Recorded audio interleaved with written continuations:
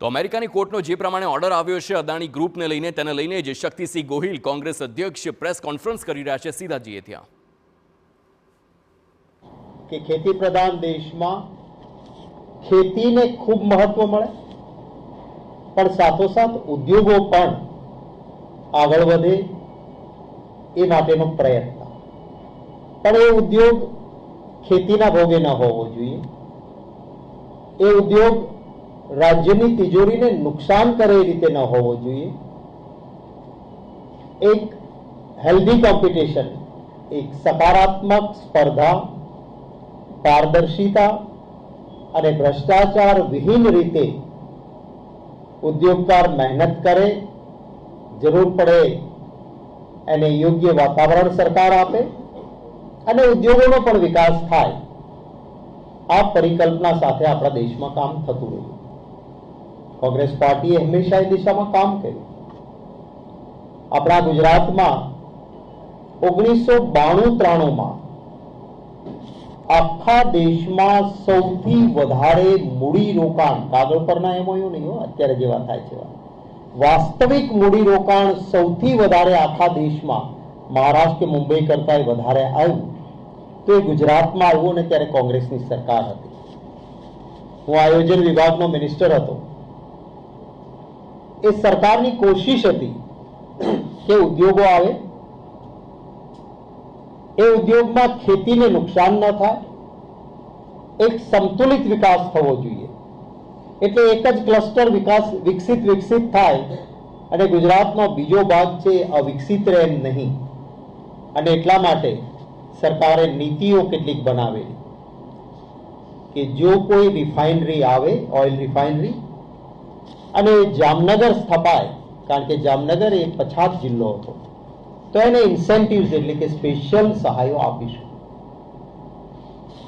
બે ઔદ્યોગિક રીતે સ્પર્ધા કરતી કોમ્પિટિટર્સ, એક દુશ્મનીની જેમ હરીફાઈ કરતી બે કંપનીઓ, એસઆર અને રિલાયન્સ, પણ બંને આવી, બંને કંપનીને સરકારે એક સરખી રીતે ટ્રીટ કરી અને આખા એશિયાની સૌથી બે મોટી રિફાઇનરી આપણા જામનગર જિલ્લામાં બની।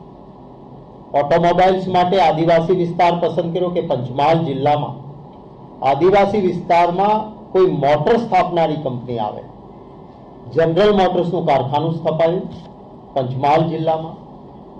હું જ્યાંથી ચૂંટાયેલો હતો એ વખતે ધારાસભ્ય તરીકે એમાં ભાલ અને નવાગામનો વિસ્તાર પછાત વિસ્તાર હતો, કેમિકલ ઝોન માટે સ્પેશિયલ સ્કીમ આપી, અનેક ઉદ્યોગો ત્યાં આવ્યા। હું એટલા માટે કહું છું કે સરકારની નીતિ એ પારદર્શક હોય, ટેલર મેડ ના હોય કે આ નીતિ બનાવો જે ટાટા નેનો લાગુ પડે બીજાને ના મળે, અમદાવાદના આઉટસ્કટમાં આપો, બહાર અવિકસિત વિસ્તારને નહીં, એવી નીતિ નહીં। અને સરકારની એ નીતિના કારણે ગુજરાતમાં એક સંતુલિત વિકાસ પણ થયો અને આખા દેશમાં 1992-93માં સૌથી વધારે મૂડીરોકાણ જો કોઈ રાજ્યમાં આવ્યું તો એ આપણા ગુજરાત રાજ્યમાં આવ્યું। એટલે કોંગ્રેસ પક્ષ એ ઉદ્યોગોને પ્રોત્સાહિત કરનારો પક્ષ રહ્યો, પણ કૃષિના ભોગે નહીં। પ્રાથમિકતા કૃષિ પ્રધાન દેશમાં કૃષિને, પશુપાલનને, સામાન્ય નાગરિકને અને એના સાથોસાથ ઉદ્યોગને પણ વાતાવરણ આપીને વિકસિત થાય। ભારતીય જનતા પાર્ટીએ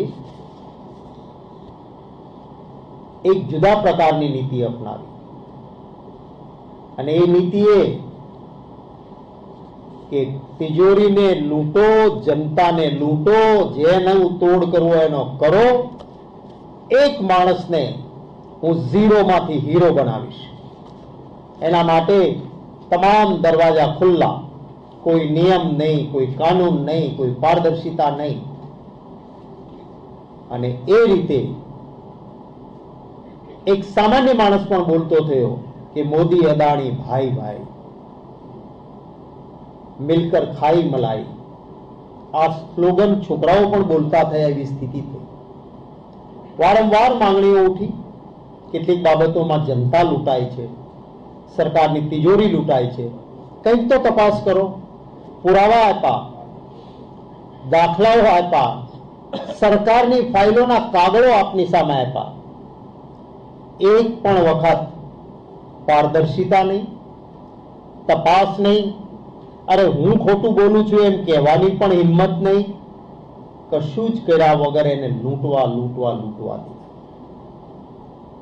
અમેરિકામાંથી આજ ગૌતમભાઈ અદાણીએ